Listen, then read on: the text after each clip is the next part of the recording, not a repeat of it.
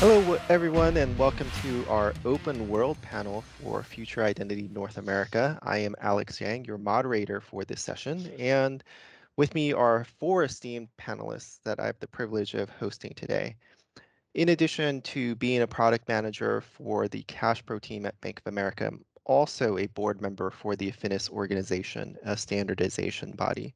And before we dive right into the questions, I would like each of our panelists to introduce themselves. And the first person that I would like to call on is my friend Don Cardinal. Hi, I'm Don Cardinal. I'm the Managing Director at Financial Data Exchange. We're a non-for-profit, market-driven standard bringing open finance to North America. Thank you. And how about you, Michelle? Yeah, Michelle Beyo, CEO and founder of Finnovator, as well as board member at Open Banking Initiative Canada, a non for profit organization focused on driving an ecosystem benefit for Canada, with everybody working together to drive open banking forward. Thank you. And Linda, perhaps you can talk to us a little bit about yourself and the book that you have. Yeah, so I wear two hats. I'm a visiting scholar in financial technology at Georgetown University Law Center, and I have put together this book you see in my background. Don Cardinal was a contributor to one of the chapters on standardizing APIs for open banking. And the other hat I wear is I'm also the Chief Policy Regulatory Officer for Center Consortium, which is the standards organization behind the stablecoin USDC.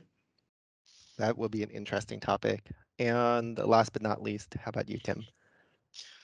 Yeah, so my name is Tim Bouma. I'm the Director of Verification Assessments at the CIO Strategy Council in Canada. The CIO Strategy Council is a non-for-profit organization that's member-based, but it is also an accredited standards development organization accredited by our National Standards Authority, Standards Council of Canada. And I've come on the mandate to actually develop an accredited conformity assessment program for digital identity and possibly open banking as well. So Mhm. there we go. Wonderful. So this session towards an open world, we want to tackle the idea that the concepts, open finance, open data, open identity, consumers should be able to access, manage, and trace their information without delay. However, what are some of the challenges and limitations consumers face with gaining access to and control over their personal data? And if I can start with you, Don, do you have some thoughts around that question? Sure, it's really threefold. I think consumers are more than willing to share the data. Get your mortgage in minutes, boost your credit score, apply for loans, or even getting housing and making access to your banking data. They've been doing so since the mid '90s, but they've been sharing IDs and passwords, and that world is changing. The security world is changing a bit. I think it's part of the reason is, wait a minute, the technology is pretty well known. Why aren't we there yet? I think that has a couple of components to it. One is regulatory, and that is we need some regulatory certainty. Financial services, if the audience doesn't know, is heavily regulated. And if you're not sure what your regulator is going to do, you're hesitant to commit capital towards a particular outcome or technology until you know your regulator is going to be happy with it. You don't want to have to rip and replace. So I think regulatory uncertainty is a big piece of it. And I guess the final piece is the idea of a prudent rollout. Nobody's ever introduced in financial services in the last 30 years a technology and flip the switch for all their customers all at once. Nobody does that. They roll it out, they do a pilot, they do an associate pilot, then maybe one geography at a time or one product at a time, and they slowly add to it. It was that way with online banking, it was that way with mobile banking, and this is no different. So I think it's the combination of those three things that are part of the explanation of why aren't we there yet? Very good answer. And I suppose seeing how the concept of open banking slowly permeated from Europe down to, say, Australia and Asia, and then certainly in Brazil, with open banking now being discussed in Canada, being implemented. Michelle, how do you feel, or how does, you know, Canada approach the challenges and limitations that consumers are facing with regard to this access? Yeah, great question. Really excited to be here to chat about this because I truly think open banking is unlocking the opportunity for the consumer to be in control. Like Don said, to have access to services that are competitive, that are customized, that are for their needs to ensure that they're being able to save and have vision into what their whole financial picture looks like, but without having to give up their password to get there. I think there's a lot of lack of information to consumers today on the screen scraping and what that means to them breaching their current banking agreement to access the service. In Canada, back in 2019, we believe that the number was somewhere around 4 million Canadians using screen scraping for access. If we all look at the pandemic growth of digital exception or acceptance and just the pure growth within this space, we're most likely at 6 million, maybe bigger, within Canada on the screen scraping level. And with that lack of information and the word open banking sounding extremely scary to them, I don't think they realize that open banking, open finance, open data is actually the solve to the problem they don't know they have. And as we facilitate this and finally have our open banking lead, Abraham, appointed in March of this year, we have an 18-month roadmap to get there as an industry. And the ecosystem has to work together to facilitate the really important issues like data portability, like from a regulatory perspective. We don't have any regulatory guidelines just yet embedded. And therefore, it makes it very difficult for everyone to move at the same pace. So I think we have to have clear, defined roadmap with clear, defined actions to ensure that the credit unions, if they're going to invest with a clear date to what's going to be accessible for them and what product, therefore, they can offer. And the same to the fintechs being accredited and the banks giving the access pipes. So lots to happen in the next 18 months on the Canadian play, but I think it's all about us working together to ensure the consumer has safe access to innovative products. That's a very thoughtful answer. Thank you. If we could stay with you and then pivot to Tim, I guess, what are some of the benefits to, say, community banks if we open up this access and educate our consumers? How do we balance the need to open access to data with the need for protection around liability, privacy, or cybersecurity? Yeah, to me, it's actually safer on a cybersecurity front because you're not passing passwords with an unknowing party. So if the consumer is unaware that they're passing a password, they're completely vulnerable. But if you're safeguarding that with a consent that is able to be revoked, therefore data is able to be pulled back, you're changing the whole game of security. To me, this is the security path to solve this big, huge security breach problem. And for the community banks, it's they can't catch up. There's so much innovation happening around them. Our payment systems are unfortunately very behind in Canada. We don't have real-time rail. We're moving towards that for next June. There's so much innovation that the credit unions have to facilitate. They don't have the money the banks do to facilitate the products the customers are looking for. So if you give an open banking, open finance framework where there's an accredited fintech group that they could partner with, it will save their 18-month roadmap to embed a fintech partner that might be crucial to them picking up the growth they need.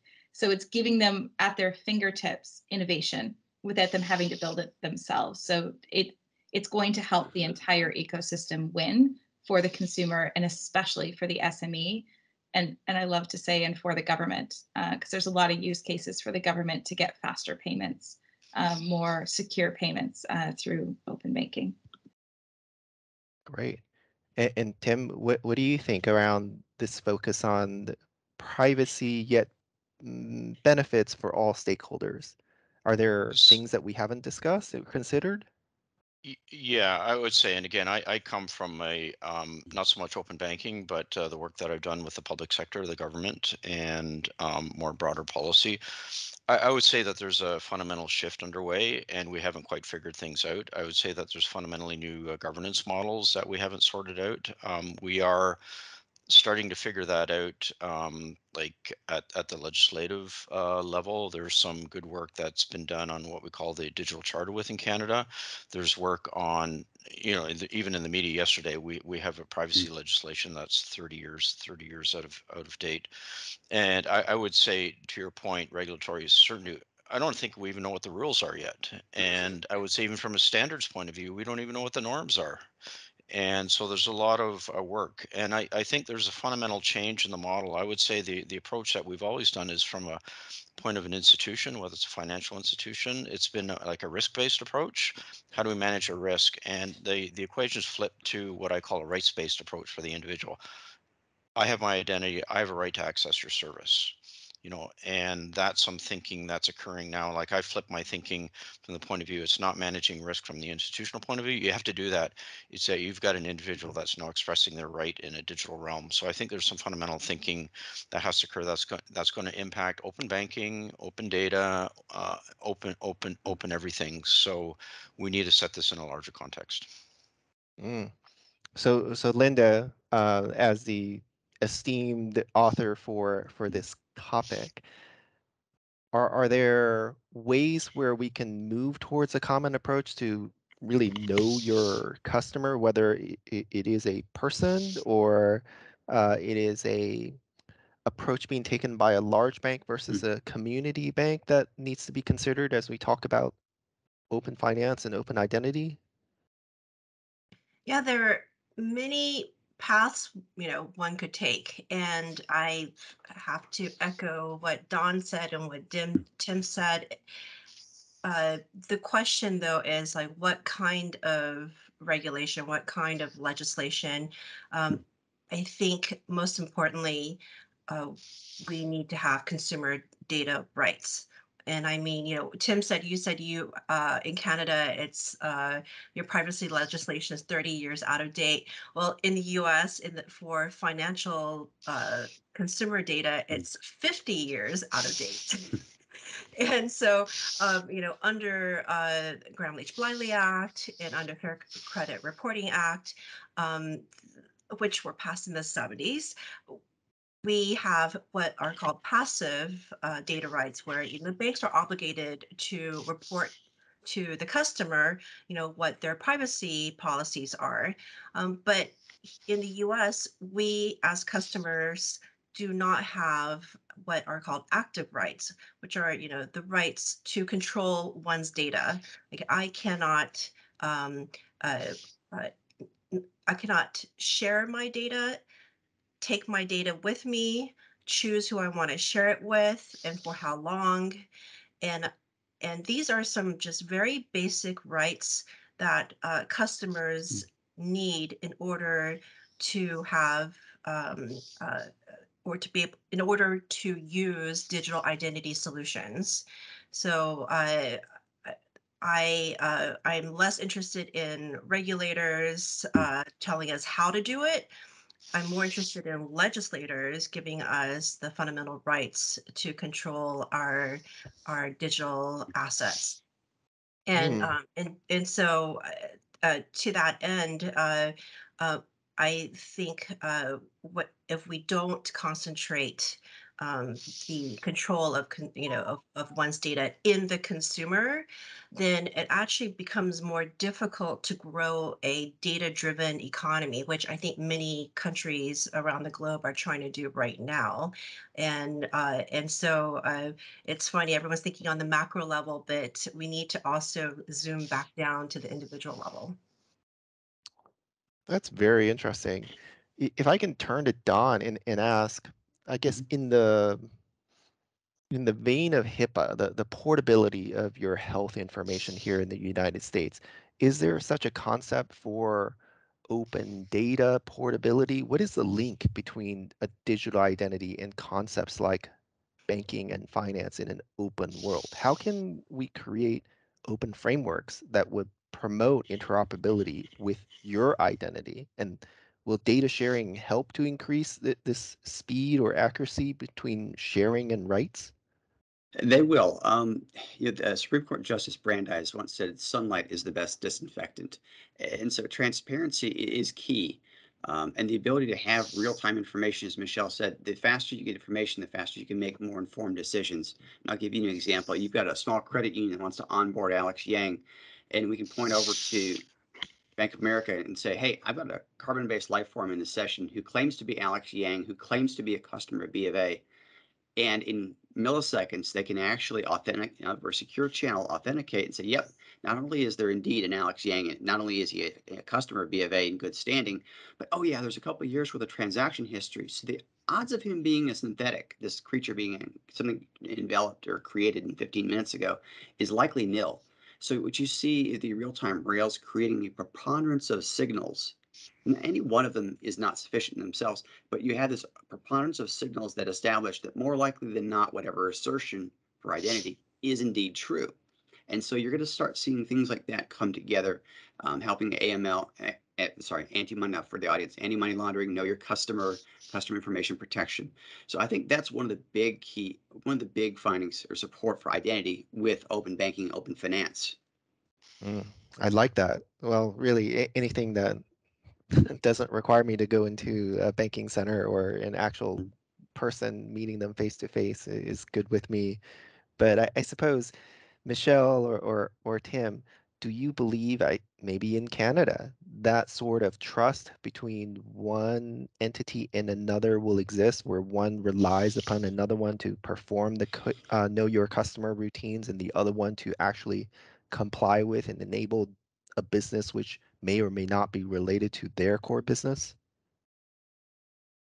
Sure, I can speak to that. Again, some of the work that we've done in Canada within the public sector, we enable that trust between jurisdictions, namely the federal government, Her Majesty and Queen of Right of Canada, and BC and Alberta, Her Majesty and Queen of Right of BC and Alberta. And the reason I say that is that we did the negotiations and the assessments at the very top level, saying the federal government needed to trust one and only one entity within a jurisdiction.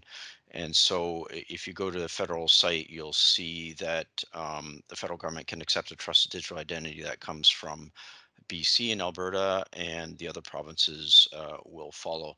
The idea here is that if you live in a province or territory, if you have that digital identity, some of the examples that Don gave, if you've gone through the due diligence of proving that you are a carbon-based life form and you actually live in that jurisdiction, there's no reason why that can't the government of Canada can't use that. And more broadly, I, personally, I see a huge potential that once you have your trusted digital identity as issued by a jurisdiction, it should be able to be used by a financial institution or any institution for that matter, and just immediately fulfill those requirements, like on anti-money laundering, KYC.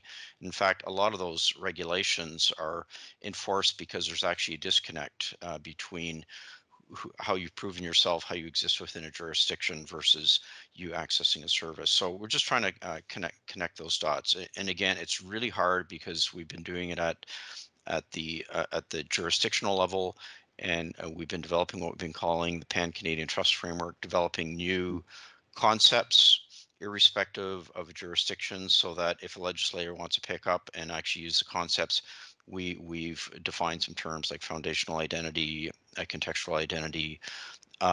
We've formally defined methods that could be mapped to the various technologies. So it's a long road. It's not about technology. It's not about a specific sector. It's just an entirely new way of doing things. Thank you. And Michelle, I guess there are certainly private interests that want to keep data how it is today, and that may limit consumer freedom. And then the public interest that Tim just described is trying to change that mindset for the benefit of everybody. Do you see, I guess, any tips for data sharing, perhaps for the US or other countries who are considering this concept? Yeah, I think we have a lot to learn from what's happened in Australia, the UK, Brazil, Singapore, especially Australia, right? Because they were the first to declare that they were going to move to open data and have a roadmap directly set out that they were going to focus on open banking first, hit their June 2020 date, even though the pandemic just started in March and they got hit quite hard. They still went forth with their roadmap. They're now moving to open finance, open energy, open telco. And it's all about to me, a human data right, right? Like every right that we have, this is my data. I want it in regulation that I have a human data right. And I think any country that hasn't moved forward is leaving their citizens behind, because really, I want to be able to say that if I used a service and I'm done with that, that they need to delete my data. I've got my service. I finished my service infrastructure with them. I've stopped paying. I want my data back. I think having that 3 months, 6 months, 1 year, whatever data aspect, so that you can onboard a customer in a proper way with a unique service. When they're done with that service, there's no real right to that data set. And I think to go even deeper, even with kids today or apps, there's not a clear understanding of what is my data right. What are you taking from me in order to get this service? And I think we need standard bodies to really describe out, this is standard, meaning you're protected, and this is not standard. Do you want to give more data to get a free service? And like clearly helping consumers understand that we're like, oil is data. So how are we going to protect consumers to realize, like finances, they need to protect their data like they protect their dollars. And I think that has to come from regulation and education, right from a kindergarten level all the way up. That that makes me wonder though, uh, if Australia and their regulators have done such a good job empowering various sectors of openness, do you feel that it is necessary for other governments to have that same sort of approach? Or maybe Linda, as a policymaker, is there a way to influence them to ask them to essentially emulate the best practices that they see in other countries and other jurisdictions? What about the right to not prove their identity in a decentralized way, for example? Is that desirable when you talk about this topic of open finance, open energy? So I don't know about the right to not prove one's identity. If you have to prove one's identity to obtain a loan, a product, a service, I think it's the right of that service provider to ask for it. But I think a better way of looking at it would be uh, in the U.S. We are probably not going to see privacy legislation at the federal level anytime soon, for better or for worse. And so that means it's really up to industry to come up with standards that empowers consumers. And the here at Center, we recently released a standard for decentralized identity called Verity. And with Verity, we use blockchain technology to empower the individual to obtain credentials issued by companies in the industry. And the individual can use those credentials to prove their identity without having to share their personal information. And these are the kinds of privacy preserving standards that I think the industry should strive for. Until we can have legislation, it's really up to us to step up and and provide Americans, Canadians, Australians, Europeans the tools that they need to not only control their data but obtain the services that they need. Donna, I see you want to respond. I do. I do. If you look around the planet, the areas that have had the most success have started with a principles-based or rights-based approach. And you have regulators, the government setting out what they want to have, describing policy outcomes, but in leaving the technology, how you get there to the market, Why? Because they're able to pivot very quickly. They own the customer risk, they own the customer relationships, and so they're much more in tune and can react much more quickly for a security standpoint, for example, than governments can. So I think there's a kind of a agreement to, you tell me what the rules are, we'll figure out how to build the cars and the trucks to drive down the road. And within those market-driven solutions, I think the standards bodies are hugely important. When you have a big tent with large institutions, small institutions, academics, consumer groups, I think that's where you're going to see a lot of success. In North America, we've jumped past open banking straight into open finance, simply because that's what the customer was sharing. We looked at the totality of IDs and passwords out there and said, oh my goodness, it's not just current accounts, it's also investment accounts and mortgages and pensions and things. So we had that totality. And so we very quickly, we went straight to open finance with that. We have 31 million consumers already on this new paradigm. Part of the things we also did is in disclosure. We have an entire user experience spec that you disclose in the app what data, for what purpose, from whom, through whom, and for what duration. Now, a lot of this access, as Michelle hinted to, is time-bound or event-driven. I've got my mortgage, delete my data. I filed my taxes, delete my data. It's no longer needed, because after whatever service has been delivered, that data becomes a net liability to whoever's holding it, if you actually put your risk hat on.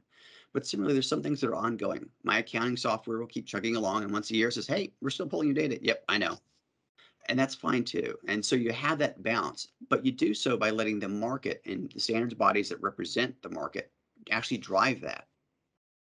Yeah, I cannot agree more. Especially in the U.S., where fortunately I don't expect Congress to be um, putting privacy legislation on its list of priorities. Unfortunately, it ought to be really on the top of its list. And I think I'm one of the few people here in Washington who've been, beating the drum like this is extremely important. If you want a data-driven economy and stay competitive, you need to give individuals the ability to control their data, and providing clear rules of the road actually makes it easier for industry to innovate.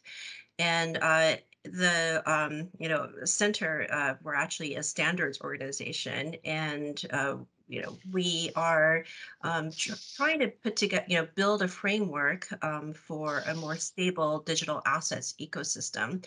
And at its very foundation is going to be digital identity.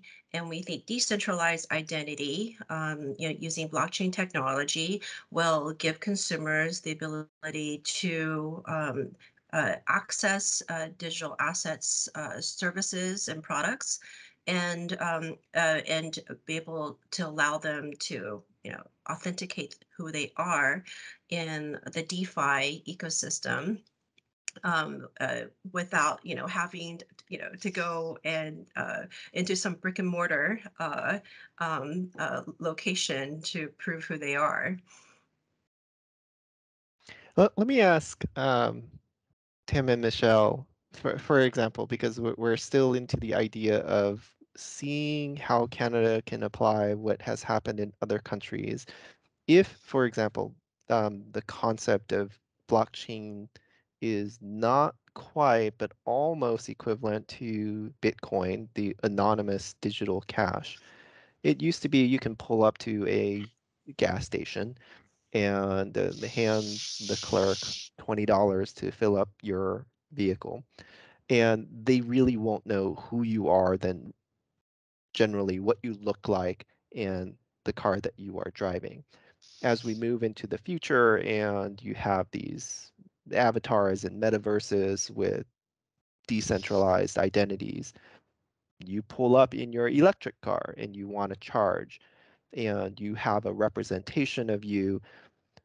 Would you say that we're getting to the place where, your car or your avatar in your car is now representing that you have certain assets that will be used to fund the charge that it requires to keep going? And is that the intersection between open identity or decentralized identity versus open finance or decentralized finance?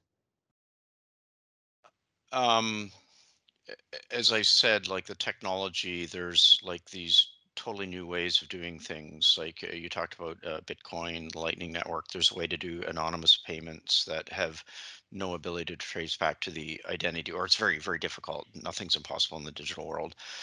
So I think the other big question is the role of the state in the everyday transactions. Interesting there, I just read an article this morning about like banknotes, like physical banknotes. In fact, the demand for them has never been higher within Canada. I think it's doubled over the last year because people want to be able to have money on hand. And be able to use it without without being encumbered in any way. So I think there's a really tricky policy discussion around that. I've been involved with some central bank digital currency workshops as well, and it's that question as well. Like you have to rely on the good faith of the state. And I think that's not really an issue in Canada or the U.S., but it may not be in other parts of the world. So I think a lot of the rights or non-encumbrances that we were used to in the analog world are gradually disappearing. Like, do you own your Tesla or have you licensed it? Like, that's really what it is. Really, what it is. It's basically a big iPad on wheels, and it can be shut down. So, do you actually own it or not? And I think a lot of those questions, and I come back to, I think we have to look at it from a rights based approach. I just don't think we have the mental models yet to actually really understand these new scenarios. And that's where the hard work's going to be. It's not about how it's going to be done. There's more than enough how, and I think the market will sort that out. And there's tons of experimentation, like a Cambrian explosion of stable coins, and you're seeing the reckoning. It's the same thing what happened with the dot-com era, and also with all those financial instruments back in like 2008, 2009. And hopefully we'll come out the other side with some fundamental ways of thinking about how to move forward. Thank you. And Michelle, do you think that there is anything you would like to add to Tim's comments? Anything about the government or the banks, for example, because they have more funding than the smaller community banks? Yeah, so I think when we look at the world and we look at centralized digital currency and how we move forth, right, as everything is going to become avatars and metaverse, I think we still have uh, many within the population that it's going to take a long time to get there. And I don't think centralized digital currency is going to be a full transition. I think we're going to have to still carry some type of physical. Maybe it's an 80-20 rule for the next 20 years, or however long it's going to take for people to feel comfortable with just a digitalized currency, and then figuring out how they can have autonomous payments with that digitized currency to protect identity in certain scenarios. And I think, it's an ever evolving state. But I do believe, what Linda had shared, and Don and Tim, it has to be standard body infrastructure because the industry does understand, but we do need guidance from the top from a government perspective on regulation. But happy to share that CIO Council, FDX, and OBIC are working together on the Open Banking National Standard, which we have now changed really to the Open Finance National Standard. And this is a body of work that is out to the public to review by the end of May. And it's our second version. So it's taken almost a year for us to get through many different aspects of what open banking, open finance can look like.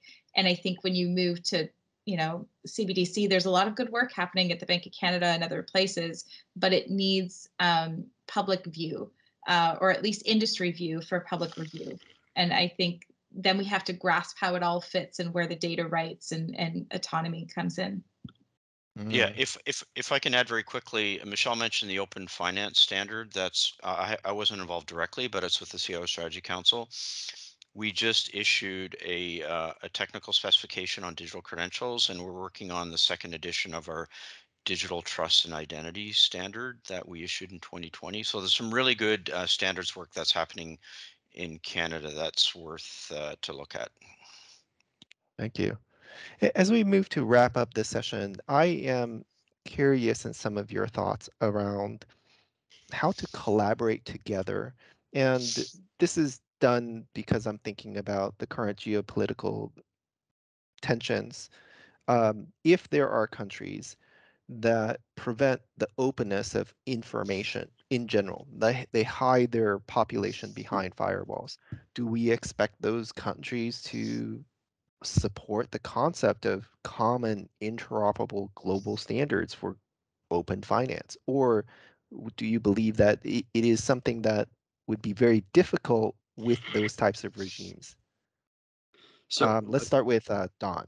yeah, so jump right in there. So what we're seeing in open finance, FDX is intra-national in that we're U.S., Canada, and it's international ready, but you're seeing a lot of national specific standards as well being created, subsets, but they have a lot of common elements. They all RESTful API, JSON request response. I try to keep the techie acronyms down, but they rely on OAuth 2 and extensions. They're on stricter versions called OpenID Connect or even FAPI, which is the higher standard. But when you look at jurisdictions like China or Russia, they're also creating their own open finance structure because sharing IDs and passwords amongst those economies is still an issue. It can still be breached because you can pull up any bank or brokerage URL, log into someone's pension account, doesn't matter where you are. So that's still an issue they're facing. They're creating their own specs, but it's a lot of the common rails. So if you look at the Chinese spec or even the Russian spec, RESTful API, JSON request response, FAPI, but with their own ciphers, non-Western or non-NATO ciphers. Okay, fine. But end of the day, they're still doing that. Now, is it internationally interoperable? Probably not. And again, but you're seeing them create their own microcosms. And eventually, I think will out. TCP/IP is ubiquitous. www is ubiquitous. Ethernet ubiquitous. I think over time, the standards will win out. That's a great vision. Linda, what do you think? Oh, you're on mute. Sorry, I'm on mute. To build on what Don was saying, in addition to those API standards, there's also going to be blockchain standards. So, we are looking at, how can we do instant verification, um, you know, not of the credentials that have been collected. So one, you need to have standards for issuing the credentials by the issuers, whether they be my bank or my employer or the university I went to, and maybe my mortgage lender, maybe the YMCA that I'm a member of.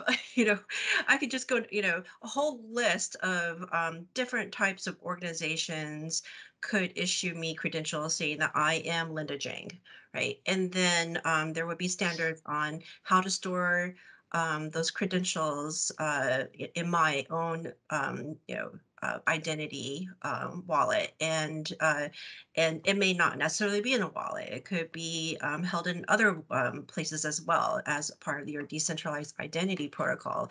But then how would you verify? So that's going to be another standard. The companies I would be approaching to get services and products from will want to be sure that I am who I am, and so so I can send them my credentials and they can verify them. All of this does not involve me sharing my personal data. And so I think this is what is rather transformative about using blockchain technology and cryptography for decentralized identity. Okay, let's turn it over to Michelle. And Michelle, I'm kind of chuckling because there's a superhero movie from Disney or Pixar that the villain says, if everybody's special, then nobody's special. If everybody has a standard, do you believe that standardization will really actually be adopted? Yeah, I think, when you look at this, there's a lot changing, right? And it's all changing at once. And I think to Don's point, I truly do believe that, every country is creating their own version of open banking, open finance for their citizens. Are we eventually going to get to open, like, future world where there's interoperability between countries, and when you come from the Ukraine to Canada to start your life again, you actually have credit? based on what you did and how you lived and what your credit score was in the Ukraine versus starting over. Is that going to be a possibility? I hope so. Is Russia going to, or China going to open up their inner workings of their data sets? Most likely not. Maybe we can get to a new world, peace and find ways to be interoperable. But I think some countries will find ways to work together. I think, to Linda's point, having a decentralized identity and having trust but verify as a core infrastructure of how people think is really important. And having, that wallet identification, or you don't have to have my driver's license so that I can go into this club. Or if I go to a hotel in Vegas, I don't want to make a photocopy of my passport for you on your digital device to let me into your hotel. Thank you very much. You can look at my ID or you can look at my credential, but you're not allowed to store any of it, because let's look at, Marriott, unfortunately, the worst breach in hotel history. Why do you need my identification stored if you don't know how to store it? So I think there has to be a better way. There's been so many data breaches. It's like you can't even. We're decentralized or desensitized to data breaches, but it has to be a different way for us to facilitate everyday transactions in a safe and secure way. And therefore, I think there has to be this credential sharing without storing. So that we can get the services we need, but without the liability to the entity as well as to ourselves, and still get those services. So I'm hopeful to the future, and I hope we can work together to get there as an industry. Okay. As we move to wrap up this session on future identity, I also hope that your hopes come true. And I guess, Tim, uh, as is popular these days, can I surprise you with a question about your personal feelings about the metaverse and give you some time to wrap up and shout out to whoever you want? Oh my goodness, the metaverse. I'm still trying to figure that out. And in fact, I just see it as an opportunity for certain corporations to create a domain over which they control, that they are basically the ultimate arbiter of property rights and currency rights and that. And frankly, not so sure how it's going to play out. It's kind of like what was it? RuneScape and Second Life and whatever. So, but what I am interested are the potential legal concepts that might come out of this, because I would say in some ways the metaverse is already there in the digital realm, and but we just don't understand it yet. It's kind of like almost we don't even have the laws of the high seas yet for the digital realm, and I think that's what we have to figure out. And in terms of shout out, all my Canadian colleagues, there's lots of really great work happening in Canada. We're pretty low key about it. We actively collaborate across sectors and industries of other countries. And I do a shout out to Kim Hamilton Duffy, who works at Center. I know her very well, and really, a massive respect for the work that Center's doing, and see the long term. What we're in for is a long-term change, and we want to set the markets up to be successful. We want to set the individual up to be successful, and ultimately the jurisdictions that we live in successful. So again, I'm taking it more from a long-term view. Like, this has happened in history before with paper and electricity, and now it's digital. And let's Cool. figure it out. All right. Don, as Tim has mentioned, we're still trying to figure out the rule of the high seas. And as I guess one of the characters in a very famous film starring a person who's now in very high profile depositions and legal judgment says, it's not really a code. They're more like guidelines. How do you feel the high seas for the future will be? Again, we do have guidelines. So you look at our user experience guidelines within FTX, you look at a lot of the security standards. It's still on the individual, whether you're an organization, to establish what risk it is. So, for example, if I'm sharing ATM and branch locations, well, that's public data. I don't need to have super secret, double secret security. But as that data becomes more sensitive, that risk level goes up. So I think guidelines are important, because every situation is unique and ephemeral. If I'm just validating that Michelle's over 21 just last week, congratulations, certainly on a trip to Vegas, I don't need to know her birth date. I just need to know, yes, authoritatively, that she is indeed eligible to gamble. And that's, I think, all we need to have. So I think guidelines are important to give people flexibility, that mass customization that Tim alluded to, so that each individual instance is responded to at the appropriate level of risk and control, but privacy and anonymity where appropriate. Nice. Linda, any final thoughts from you? Any shout outs from you? Well, I actually want to shout out to everyone working on open banking, open finance, open data. The what I found quite notable earlier this week was the BIS, which is the bank for the central banks, released a paper on data governance. And in that paper said that the consumer should be given the opportunity to consent before sharing his or her data. Um, this to me is rather groundbreaking because central banks never really cared about personal data before. And I think they're starting to realize, oh, wait, data's driving the economy. We need to learn how data works. How does the economics of data actually work? It's not like a normal commodity like oil. Once you use it up, oil it can't be regenerated. It's gone. Whereas data can be reused over and over again, and it can be also used simultaneously by multiple parties, and then it can also be combined with other data sets to create even more valuable data.